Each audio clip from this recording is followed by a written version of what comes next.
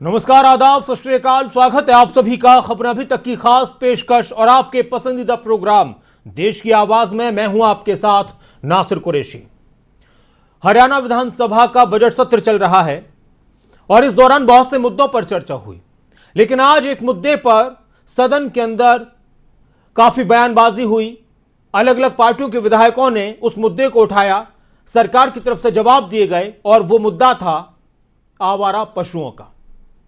मैं आवारा पशुओं को लेकर बेसहारा शब्द का इस्तेमाल करता हूं, मैं उनको बेसहारा बोलता हूं, लेकिन सदन में उसको आवारा पशुओं के हिसाब से मुद्दे को उठाया गया। और यह मुद्दा हमारे देश के बहुत सारे हिस्सों में इस वक्त बड़ा मुद्दा बना हुआ है। यूपी के चुनाव में इस मुद्दे पर पूर्वांचल में अगर बात की जाए, जो 5वां, 6वां और 7वां चरण है, यह मुद्दा कहते हैं ना टॉप 3 मुद्दों में से एक है, तो वहां पर भी यह बड़ा अहम मुद्दा है चुनाव के लिए। लेकिन हरियाणा की बात की जाए और आसपास के और राज्यों की बात की जाए तो अब किसानों की परेशानी भी बढ़ रही है और साथ ही दुर्घटनाएं भी हो रही हैं। और उसके बाद फिर सवाल यह खड़ा होता है कि आखिर ये जो बेसहारा पशु हैं, ये आवारा कैसे बन गए? इन बेसहारा पशुओं के आवारा बनने की वजह क्या रही? बेसहारा पशुओं का कौन और कब सहारा बनेगा? और एक और सवाल यह है कि किसानों को कब राहत मिलेगी? किसानों की एक बड़ी परेशानी है। विधानसभा में यह मुद्दा उठा कि जब भी ये पशु, इनका झुंड किसी खेत में अगर घुस जाए तो पूरे खेत को बर्बाद कर देते हैं, तो किसानों को कब राहत मिलेगी? दुर्घटनाओं और फसलों की बर्बादी ने क्या विकराल रूप धारण कर लिया है अब, और इसका अब कोई ना कोई हल बहुत मजबूती के साथ निकलना चाहिए। फिर एक सवाल यह है कि विधानसभा में पशुओं का मुद्दा गूंजने के बाद क्या इसका हल निकलेगा? क्या उम्मीद जगती है? कई बार इस मुद्दे पर चर्चा हुई है, सदन में भी, सड़क पर भी, और कई लोगों ने इस मुद्दे को उठाया है। और ये सिर्फ हरियाणा ही नहीं बल्कि और भी दूसरे राज्यों की भी परेशानी है। राजस्थान, पंजाब, यूपी, मध्य प्रदेश और भी राज्यों में इस मुद्दे को लेकर लोगों की तरफ से अपनी बात कही जाती है। लेकिन आज हरियाणा विधानसभा में बजट सत्र के दौरान इस मुद्दे पर काफ़ी चर्चा हुई, सवाल जवाब हुए, तीखी बहस हुई।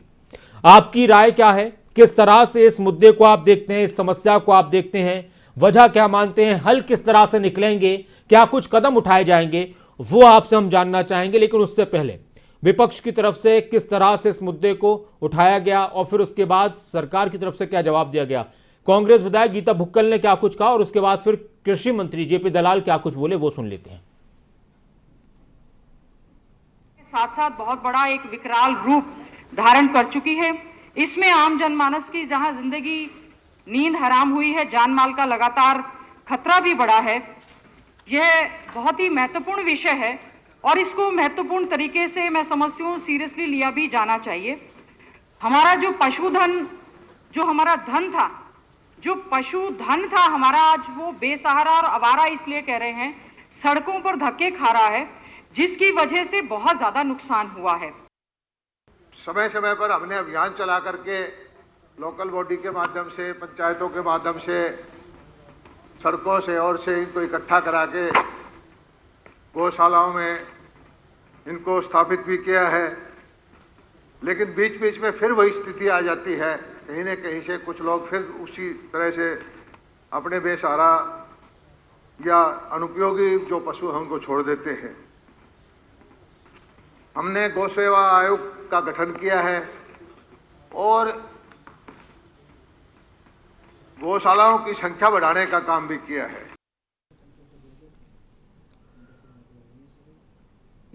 कदम उठाए गए हैं, बहुत सारा पैसा खर्च किया गया है, सरकार की तरफ से बहुत सारे इंतजामात किए गए थे, गौशालाओं को मजबूत करने की भी बात हुई। इसके अलावा अलग अलग जो संगठन है उनको भी मदद दी गई ताकि इस समस्या से लोगों को भी निजात मिले, किसानों को भी निजात मिले और दुर्घटनाएं हो रही हैं वो ना हो, और साथ ही जो बेसहारा पशु हैं इनको कोई ठिकाना मिल जाए और इनकी जो बची हुई जिंदगी है वो आसानी से गुजर जाए। लेकिन अब अक्सर बहुत ज़्यादा परेशानियां लोग महसूस अब कर रहे हैं।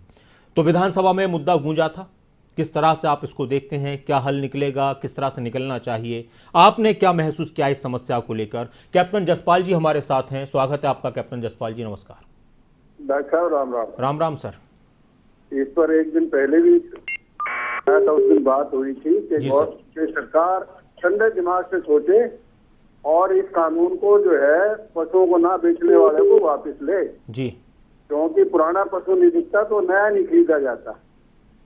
मैं डॉक्टर साहब मिलिट्री फार्म में रहा हूँ, बड़े से बड़े फार्म का कमांड किया है कि देखिए समस्या क्या है। हेलो जी, आपकी आवाज आ रही है सर? जी हाँ, बोलते रहिए आप जी। समस्या ये है जी कि मान लीजिए आप 60 लाख गायें हैं जो ब्याणी हैं, वो 30 लाख बछड़ी देंगी, 30 लाख बछड़े। जी ये 30 लाख बछड़े सड़कों पे आ जाएंगे साल बाद। जी और ये जो बछड़ियां देंगे, ये बछड़ियां दूसरे 2 साल के अंदर मैच्योर होकर ये देंगी, फिर आधे बछड़े आधी बछड़ी। जी तो ये इस तरह से ये बढ़ता रहेगा। आपने देखा होगा यूपी के अंदर और बीजेपी के सबसे शीर्ष आदमी ने ये कहा भाई 10 मार्च के बाद कानून बनाएंगे। जी क्यों कहा? क्योंकि वहां से सारी सीटें जो है सिर्फ इस समस्या के कारण निकल गई। कोई भी आदमी रात को इन आवारा पशुओं के सामने अपनी खेती का बचाव नहीं कर सकता। जो 2, 3, 5 एकड़ तक के हैं, 5-7 दिन के विजिट हो गए, वो बिल्कुल तबाह हो गए।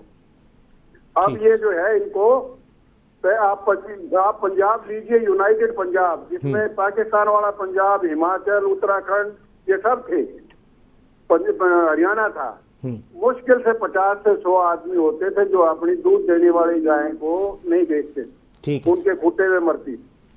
इन्होंने यूपी में क्या कहा है, किसान ने कहा, उन्होंने कहा साहब ये सरकार की साजिश है ताकि किसान जो है ये खेती अनइकोनॉमिकल हो जाए, ये लोग छोड़ के चले जाएं और लेबर बन जाएं और हम इनको अपने दोस्तों को जमीनों को दे दें। ठीक है। मसला बहुत संगीन है और उसके अंदर सबसे बड़ी बात यह है सरकार की नीयत खराब है। इनको किसी गरीब आदमी से, जमींदार से कोई लेना देना नहीं है और शुक्रिया आप इसके बारे में काम आता है। शुक्रिया आप हमारे साथ जुड़े। और प्रेम जी हमारे साथ हैं। जी प्रेम जी, स्वागत है आपका, क्या कहेंगे? नमस्कार सर। जी नमस्कार। सर सबसे बड़ा जंजाल तो ये है ना कि जब तक गाय दूध देती है तब तक वो आदमी घरों में रखते हैं। जी पहले के जमाने में कुछ सस्ता था, उनके घर में जुगाड़ था, वो खिला पिला लेते थे। आज उनकी ताकत नहीं है कि वो खिलाए पिलाए। जब वो छोड़ने के लिए जाते हैं, इनको जहाँ पे पशुओं के लिए गवर्नमेंट ने बनाया है तो वहाँ पैसे मांगे जाते हैं। रास्ते में इनको पकड़ लिया जाता है कि ये इनको काटने के लिए ले जाते हैं, मारपीट होती है, दंगा फसाद होता है। इसके लिए उन्होंने सड़कों पे छोड़ दिया। अब लीजिए यूपी की बात, हमारे वो गोरखपुर के मठाधीश ये बोलते हैं कि सुनिए, एक गाय 30 एकड़ जमीन में इतना गोबर देगी, इतना चीज देगी कि हमको वहाँ पे अन्न दुगना हो जाएगा और इससे ये होगा। वो करते क्या है सर, वो वहाँ पे क्या कर रहे हैं कि गायों की बोलते हैं कि बूचड़ खाने बंद कर दिए, इसलिए आवारा पशु घूम रहे हैं। अरे आवारा पशु कहाँ से आ रहे हैं उसकी सोचते नहीं है। आवारा बोल रहे हैं और गाय को गाय माता बोलते हैं, भारत की जय बोलते हैं। ये क्या है सर? ये गोरखपुर में तो वहाँ पे जाके करते हैं सब चीजें। ये रद्दी जो आई है सर यूपी से, और यूपी से हमारे चीफ मिनिस्टर साहब आए, हरियाणा में जो आए उन्होंने उनकी बातें ले ली। शुक्रिया आप हमारे साथ जुड़े और आप भी जुड़ सकते हैं, लगातार लोगों के कॉल आ रहे हैं। नीतीश जी हमारे साथ हैं, नीतीश शर्मा जी हिमाचल प्रदेश से। जी शर्मा जी, स्वागत है आपका। नमस्कार सर। नमस्कार सर, कहिए। ये जो बेसहारा पशु सड़कों के ऊपर घूम रही है, ये हमारे जैसे लोगों की बुद्धि भ्रष्ट हो चुकी है। यही इसका एक कारण है। जी सर। जब तक दूध देते हैं तो हम तो इनको बड़ा आदर सम्मान करते हैं। जी गौ माता है, जिस माता ने हमें पेट से जन्म दिया है। हमारे जैसे भ्रष्ट लोग ही उनको माता को ही वृद्धा आश्रम में छोड़ रहे हैं। ये तो बेचारे जानवर हैं। अगर हमारी बुद्धि ही भ्रष्ट हो गई, हमारी सोच ही घटिया हो गई कि सारा सरकार काम ही करे, सरकार ही करे, हम कुछ ना करे। अगर हम आज से 20 साल पहले बैलों से हल जोतते थे तो बैलों को भी पूरा मान सम्मान था। इनको घर में पशु चारा 3 दिन 4 इनको खाना पानी सारा कुछ देना। अब हमारी बुद्धि भ्रष्ट हो गई। अब ये जब मशीनी युग आया है तो पशुओं की बेकदरी हो रही है, तो हमें हमारा भी कर्तव्य बनता है कि हम भी ऐसे ना करें। अगर हमारे को कोई जख्म देता है तो पशुओं को जब देखा, ये बहुत अहम बात आपने नीतीश जी कही। बहुत शुक्रिया आप हमारे साथ जुड़े। कि हर चीज़ के लिए ठीक है, सरकारों की तरफ से वादे किए जाते हैं, सरकारों की जिम्मेदारी होती है, सरकारों की तरफ से वादे किए जाते हैं, मुद्दे उठाए जाते हैं, दावे किए जाते हैं, चाहे वो किसी भी चुनाव के दौरान हो। लेकिन एक गाय जिसको हम पालते हैं, हमने उसको पाला, कई साल तक उसका हमने दूध पिया, और जब उसने अब दूध देना बंद कर दिया तो अब हमारी ज़िंदगी में उसकी कोई अहमियत नहीं रही। चलिए माना कि हो सकता है कि किसी के घर पर जगह ना हो, लेकिन कम से कम बहुत सारे ऐसे लोग हैं कि गाय को वो खुला छोड़ देते हैं। वो दिन भर इधर उधर कुछ ना कुछ खाती है, फिर वो शाम को उसको पकड़ कर लाएंगे, उसका दूध निकालेंगे, फिर खुला छोड़ देंगे। मैंने खुद अपनी आंखों से देखा और इसको लेकर मैंने कई बार रिपोर्टिंग की है। मैंने कई बार इसको लेकर रिपोर्टिंग की है। और 40-40, 30-30 किलो 40-40, 30-30 किलो पॉलीथीन प्लास्टिक गाय के पेट से निकलती है जब वो उनका ऑपरेशन किया जाता है। इस तरह के भी हालात हैं। कल्पना जी हमारे साथ हैं, स्वागत है आपका कल्पना जी। ये कहना चाहती हूँ कि ये पशु आवारा जिन्हें हम कहते हैं, ये लोगों की भी जिम्मेदारी है। सरकार पर ही हम हमेशा क्यों आक्षेप लगाते हैं? हमें भी इनको ऐसे खुला नहीं छोड़ना चाहिए। कई लोगों के घरों में देखिए गाय पालते हैं, दिन भर खुला छोड़ते हैं। राजस्थान में से 2 साल पहले एक इंसिडेंट हुआ था। वो टूरिज्म, वहाँ तो मेन इंडस्ट्री है, वो टूरिस्ट लोग जा रहे थे ब्राजील के, तो ये बैल ने आकर सींग मार दिया, वो बेचारा वही मर गया। नगर निगम के अधिकारी कहाँ हैं? उनकी भी जिम्मेदारी बनती है। क्या उनकी मति और उनकी गति काम करने की इन बैलों को देखकर प्रभावित हुई है? उनको क्या हरे नोटों की हरियाली देखकर ही अच्छा लगता है तब काम करते हैं? इस बात का बहुत अफसोस है। शुक्रिया मैम, आप हमारे साथ जुड़े। आप भी जुड़ सकते हैं। कल्पना जी बहुत शुक्रिया। और अब हमारे साथ उमा जी हमारे साथ हैं, स्वागत है आपका उमा जी। नमस्कार जी। नमस्कार उमा जी। ये समस्या आपके हरियाणा, पंजाब, यूपी इधर ही नहीं है, ये हिमाचल में भी है ये समस्या। तो इसके लिए एक तो सबसे पहले तो हम खुद जिम्मेदार हैं, क्योंकि हमने जब तक पशु दूध दे उसे जब तक वो हल चला रहा था हमने उसे पाला। फिर जब देखा कि अभी हमारे काम का नहीं रह गया तो हमने उसको खुली सड़क पे छोड़ दिया। ये हमारी बड़ी गलती है, जो क्योंकि वो ये गौ माता है, इससे हम ऐसा हमें इसके साथ ऐसा नहीं करना चाहिए। और रही बात सरकार की, तो सरकार से यही निवेदन है कि जो ये हरियाणा पंजाब में जो पराली जलाई जाती है वो उन ग्रामीणों से बोला जाए, जो किसान है उनसे बोला जाए कि तुम पराली मत जलाओ, इसे हमें बेच दो और थोड़े बहुत पैसे करके वो ले लें।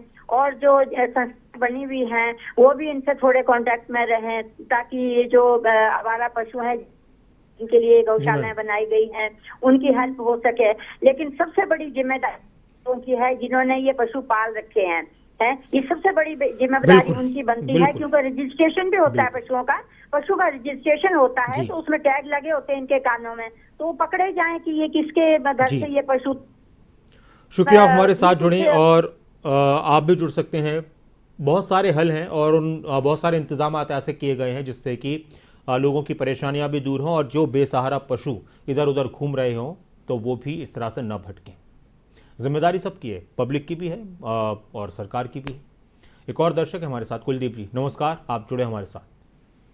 नमस्ते खान साहब जी। कुलदीप जी, मैं इसके बारे में ये बोलना चाहूंगा, जो आवारा पशु जो बेसहारा पशु हैं इनके लिए सरकार को चाहिए, जो स्थानीय निकाय, निगम, पंचायतें वगैरह जो है उनको जो इनके गौ सदन खोलने चाहिए और जो पशु हैं उनको वहाँ पे ले जाना चाहिए।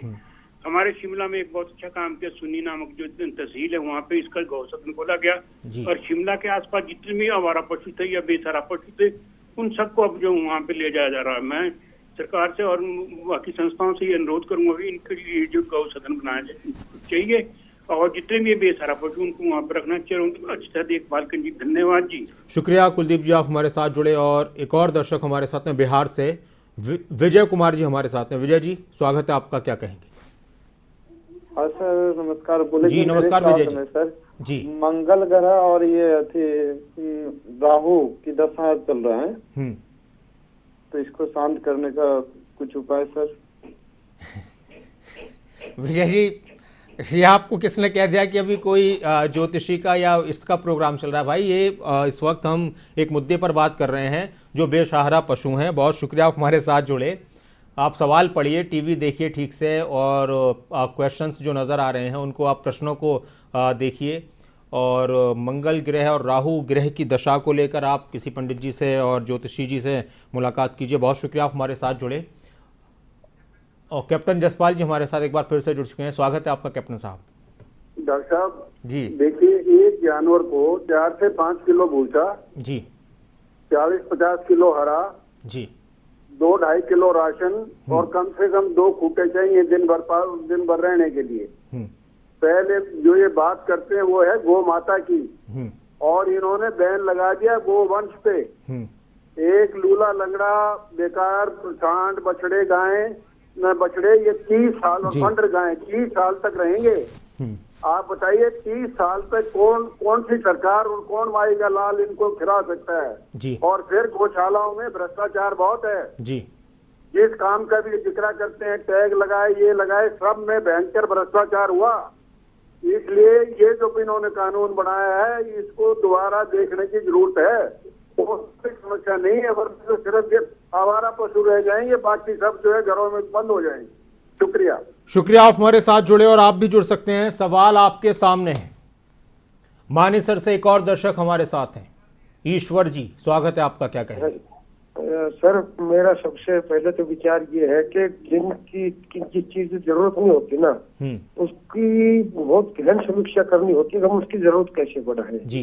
एक तो ये है कि जो भी हमारे पास अभी उपलब्ध है सरकार के पास बीज बछड़ी ही पैदा हो, सबसे पहले तो ये है। दूसरा ये इस चीज से भी संबंधित है कि चारा देश में जब से मशीनें चली चारे की बड़ी कमी आ गई है, आम आदमी उसको बेकार समझने लगता है दूध देने के बाद गौ माता को, तो उस पर बारीकी से विचार किया जाए कि उनको कोशिश ये करे कि चारा बर्बाद ना हो देश का। और तीसरी बात ये है कि गौओं की सभी को जहाँ भी गौशाला अभी हरियाणा में तो बहुत है जी, सभी गौशालाओं में ऐसे प्रावधान है कि कोई भी छोड़ के आए, किसी जगह 1100 की पर्ची है, किसी जगह 500 की है, किसी जगह 2100 की। वो किसान जो अगर दूध देने गाय ने बंद कर दिया तो वो प्लीज अपनी गौशाला में छोड़ दो, 1100-2100 रुपए दे के बाद में जब वो दूध देने अगले बात में आएगी तो वहां से खरीद लो। ऐसा भी एक आसान तरीका है। यानी कुल मिलाकर सबसे जरूरी तो है कि बछड़ी ही हो, बछड़े ना हो। दूसरा ये है कि हम अल्टरनेट लगाकर हम भैंसों को, अगर कोई बड़े किसान है तो उनको अल्टरनेट लगाकर उनसे बिजली प्राप्त कर सकते हैं। ठीक है। जब तक इनकी यूज में नहीं दिया जाएगा ना इनको, तब तक जो है इनकी बेकार समझते हैं। शुक्रिया ईश्वर जी, आप हमारे साथ जुड़े। और एक और दर्शक हमारे साथ मेवात से अब्दुल रहीम जी हमारे साथ हैं। जी अब्दुल रहीम साहब, स्वागत है आपका। हाँ जी, नमस्कार। जी नमस्कार सर, कहिए। सर ये गऊ के बारे में वास्तव में ही बड़ी समस्या बन गई है जी, और वास्तव में इसमें हमारे घर में भी एक एक्सीडेंट हुआ था मोटरसाइकिल से, बहुत परेशानी होती है रोड पर चलने में जी, और इसका समाधान भी है, लेकिन अगर कोई ढंग से करे। अब जो पुरानी जो जमीनें हैं गाँवों में, जो जिसको गौशाला गौचर बोलते थे जी, वो जमीनें कहीं नजर नहीं आती, सब कब्जा हो गए हैं जी। गौ चरने के लिए जगह नहीं, वो रोड पे घूमती है। अब जिम्मेदार जो है काश्तकार है जो उनके खेतों में घुसती हैं जी। जो गौचारा की जो जमीनें होती है गांव में, बहुत बड़े बड़े इलाके हैं जी, बिल्कुल, उनका कोई रिकॉर्ड, जमीनें सब कब्जा हो गई हैं, वो अतिक्रमण हो गया उन पे सब। अब उनकी जो दुनिया भर की गाय पहले भी होती थी और देशों में भी है, लेकिन अपने यहाँ कोई व्यवस्था ही नहीं है। अब मेन चीज़ ये है, बहुत शुक्रिया अब्दुल रहीम जी, आप हमारे साथ जुड़े, कि हल क्या निकले। तो अब बहुत सारी बातें हैं कि इनको उपयोगी बनाया जाए, कुछ ना कुछ ऐसे उपाय ढूंढने पड़ेंगे। जो गौचर की भूमि थी, ज़मीन थी, अगर कहीं कब्जा है तो फिर वो चाहे कोई भी लोग हों, बड़े बड़े बहुत से लोग होते हैं दबंग किस्म के, उनसे छुड़वानी होंगी ज़मीनें, ताकि इनके लिए गौशालाओं पर जो मदद पहुँच रही है क्या उसका इस्तेमाल हो रहा है, वो भी नज़र रखनी पड़ेगी। पैसा बहुत दिया जा रहा है, इनके बारे में सोचा जा रहा है, लेकिन वो गौशाला जिनकी जिम्मेदारी है, कुछ अच्छी भी हैं लेकिन ज़्यादातर तो सिर्फ इनके नाम पर धंधा कर रही हैं। एक और दर्शक हमारे साथ हैं, दिनेश जी, नमस्कार, स्वागत है आपका। नमस्ते जी। जी कहिए। ऐसा है जी, एक समस्या तो ठीक है, विधानसभा में भी बहुत अच्छी बात है जी सर, लेकिन मैं आपको एक बात सुनाता हूँ। ये आपके चैनल से ही काफी साल पहले एक बहस आई थी, जिसके अंदर कह रहे थे भाई ये क्या नाम है, लोगों की डायरियों के लोन मिले हुए हैं, और आनंद सिंह नागी जी जवाब देने लग रहे थे। उस टाइम एक आदमी ने महमके ने पूछा, बोला जी आप पे ले रहे हो इतनी गौओं का लोन तो, और आपके चीजें हो, आप जब इनका ले रहे हैं तो ये खग्गर तो इन्हीं के छोड़े हुए हैं, ये तो छोड़ दिए, गऊ बेच दी, और सब्सिडी खा रही ये मिनिस्टर लोग और MLA लोग खा के जी। तो इनको इनकी जो तनख्वाह है, जो इनकी पेंशन है ना जी, सारी काट कर गौशाला में बैठ दो जी। सबसे बड़ा तो दोस्त इनकी है, अपने लोगों को लोन दिए, अपने लोगों को सब्सिडी दवाई, अपने लोगों को सब कुछ कराया। एक के आदमी की बात नहीं कर रहा जी मैं, सारा हरियाणा के MLA और MP, राज्यसभा के मेंबर, सबके सब रिश्तेदारों के जारी लोन लिए हैं, सब्सिडी ली है, और जो भी सब्सिडी इनकी जनता मिल जाती जी, बिल्कुल इनकी सारी पेंशन काट कर सारी इसमें कर दो जी। गौशाला में स्वागत कराने की बड़ा भारी दुनिया लाल जंग जमा पोटा में जो भी खट्टर साफ कर दे। शुक्रिया दिनेश जी, आप हमारे साथ जुड़े और आप भी जुड़ सकते हैं। सूरज भांजी भी हमारे साथ हैं। सूरज भांजी नमस्कार। नासिर भाई नमस्कार जी। सूरज भांजी कहिए। ये गोवंश की समस्या तो ये बेरोजगारों के साथ जोड़ देनी चाहिए सरकार को, साथ में तो मिल जाएगा रोजगार। अच्छा। 10 गो एक बेरोजगार को और उसकी सैलरी दे दी जाए, शहर में बढ़ा दिया जाए। वो मतलब वो क्या वो जो 10 गाय एक बेरोजगार को दे दी जाए, जो आप हल बता रहे हैं, तो वो उसको चराने की, उनके रखरखाव की जिम्मेदारी उसको दे दी जाए पूरी। चराने तो ये गौ माता बोलते हैं, खट्टर साहब तो इनके पास होगा कुछ, चराने के बातें तो इनकी बहुत है, या ये जुमला है। उनसे भी सरकार का भी कुछ ना कुछ है ना, इसमें सहयोग करे तो बेरोजगारी भी खत्म हो जाएगी, गायों का भी हल हो सकता है। धन्यवाद। ठीक है सर, शुक्रिया, आप हमारे साथ जुड़े और आप भी जुड़ सकते हैं। कैप्टन जसपाल जी हमारे साथ हैं एक बार फिर से। जी कैप्टन साहब। डॉक्टर साहब जी, असली बात यह है, देखिए 1889 में 128 मिलिट्री फार्म बने थे जी, जिनके अंदर एक से एक उच्च स्तर के जब गायें और जो है दूध का वो बंदोबस्त था। हाँ जी। इस सरकार ने 21 में सारे के सारे बंद कर दिए और इधर से ये गो भगतचा गौ माता अगर वो जो है रुका मारते हैं, जो कि प्रॉफिट में चलते थे, जिस पर सरकार के सिवा कोई बोझ नहीं था। जब कथनी और करनी में इतना फर्क है। डॉक्टर साहब नमस्कार। शुक्रिया, आप हमारे साथ जुड़े। और मोहसिन जी हमारे एक दर्शक हैं महाराष्ट्र से, स्वागत है आपका मोहसिन जी, क्या कहेंगे? जी मोहसिन साहब आप जुड़ चुके हैं कार्यक्रम में, कहिए। हेलो जी, आपकी आवाज आ रही है, कहिए सर जल्दी से।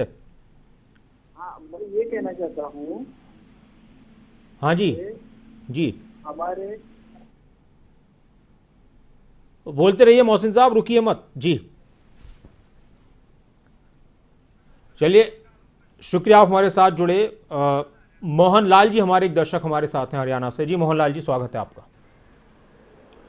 मोहन लाल जी आप जुड़ चुके हैं कार्यक्रम में। जी जी जी, हाँ बोलिए।